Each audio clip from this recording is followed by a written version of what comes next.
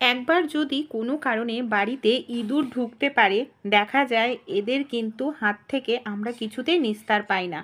শুধু যে এরা সবজি খাবার দাবার নষ্ট করে তাই নয়, এরা দিনকে দিন সংখ্যা বাড়াতে থাকে, সেই সঙ্গে ঘর বাড়িতে নানা রকম ব্যাকটেরিয়া জীবাণু সংক্রমণের সংখ্যা বাড়িয়ে দেয়। জামা কাপড় দামি কাগজপত্র কেটে টুকরো টুকরো করে দেয়। আর এদের হাত থেকে বাঁচার জন্য আমরা নানা ধরনের ওষুধ, কেমিক্যালযুক্ত ওষুধ নিয়ে আসি, যেটা আমাদের স্বাস্থ্যের জন্য ক্ষতিকর, অনেকটা টাকাও খরচা হয়।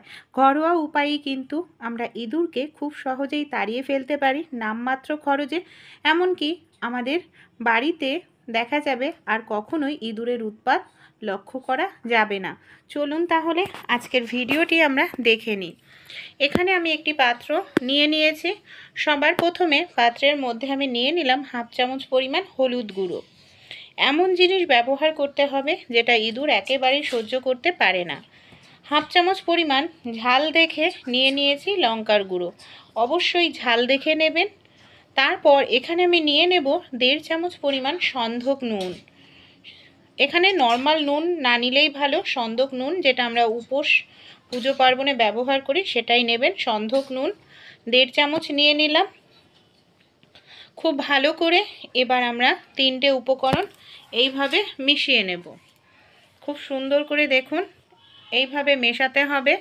এর মধ্যে আরও একটি জিনিস দেব যেটা ইঁদুর একেবারেই সহ্য করতে পারবে না, ডিটারজেন্ট পাউডার। এখানে আমি দেখুন 1 চামচ পরিমাণ মতো ডিটারজেন্ট পাউডার নিয়েছি। সবগুলোকে নিয়েই খুব ভালো করে এইভাবে আমরা মিশিয়ে নেব। মিশ্রণটা যদি একবার ইঁদুর খায়, কোনোভাবেই কিন্তু ইঁদুর আর সেই বাড়িতে ঢুকবে না। আর এমনভাবে দিতে হবে ইঁদুর যাতে খেতে বাধ্য হয়। এখানে আমি একটি পাত্রের মধ্যে নিয়ে নিয়েছি আটা। নর্মাল যে আটার আমরা রুটি খাই সেই আটা, চালের গুঁড়ো এই জাতীয় জিনিস নিতে পারেন। খুব ভালো করে আপনারা আটাটাকে মাখিয়ে নিন। আমরা যেরকমভাবে রুটি তৈরি করি ঠিক সেইভাবেই আমাদের আটাটাকে মাখতে হবে। খুব পাতলাও না, আবার খুব ঘনও না, ঠিক এরকমভাবে আটার ডোটা আমাদের তৈরি করতে হবে, মিডিয়াম টাইপের। আটাটাকে সঙ্গে আরও একটি জিনিস মেশাবো, সেটা সবার লাস্টে, যাতে ইঁদুর তার গন্ধে অবশ্যই এটাকে খেতে বাধ্য হবে। খুব ভালো করে আমি মেখে নিয়েছি। এবার ছোট ছোট করে এইভাবে আমি আটাটাকে টুকরো করে নিচ্ছি। এখানে আমি 4টে করেছি। আপনাদের বাড়িতে যদি ইঁদুরের উৎপাত অনেকটা বেশি থাকে, আরও বেশি পরিমাণে আটা দিয়ে মিশ্রণটা তৈরি করবেন। আর একবার ইঁদুর খেলে আর কখনো আপনাদের ঘরে ঢুকবে না। এইভাবে মাঝখানটা ফাঁকা করে নিলাম। তারপর মিশ্রণটাকে এইভাবে ভেতরে রেখে খুব ভালো করে আটকে নিচ্ছি। এইভাবে গোল বলের মতো করে আমাদের তৈরি করতে হবে। আর অবশ্যই আপনারা চেষ্টা করবেন রাত্রিবেলায় এঁঠো বাসনগুলোকে ঢেকে রাখার, কারণ দেখবেন এঁঠো বাসনে যে খাবার লেগে থাকে সেই খাবারের গন্ধেই কিন্তু ইঁদুরের উৎপাত বাড়িতে অনেকটাই বেশি হয়। আর বাড়িতে যদি কোনো পেটি থাকে সেগুলো মাঝে মাঝে একটুখানি ঝাড়াপোছ করবেন, তাহলে ইঁদুররা সেখানে বাসা কখনোই তৈরি করতে পারবে না। এইভাবে আমি দেখুন পুর ভরে 4টে মিশ্রণের বল তৈরি করে নিচ্ছি। যেহেতু এখানে আটা রয়েছে তাই অবশ্যই ইঁদুর এটাকে খাবে।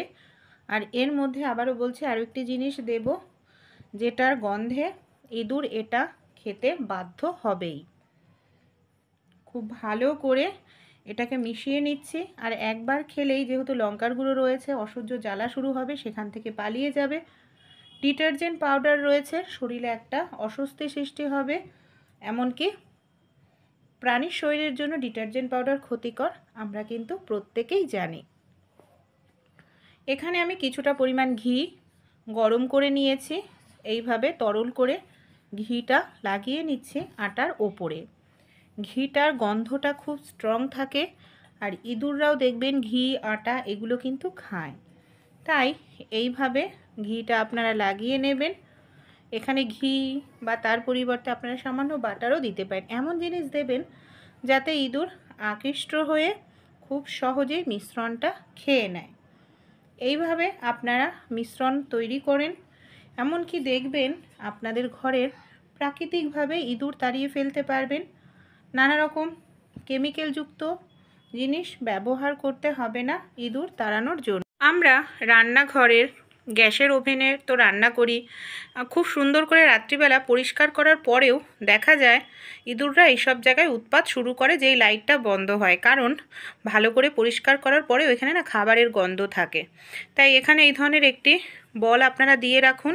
ইঁদুর আসলেই ঘিয়ের গন্ধে, আটার গন্ধে এটাকে খাবে এবং কি খেলেই সঙ্গে সঙ্গে এখান থেকে পালিয়ে যেতে বাধ্য হবে, আর কখনোই ফিরে আসবে না।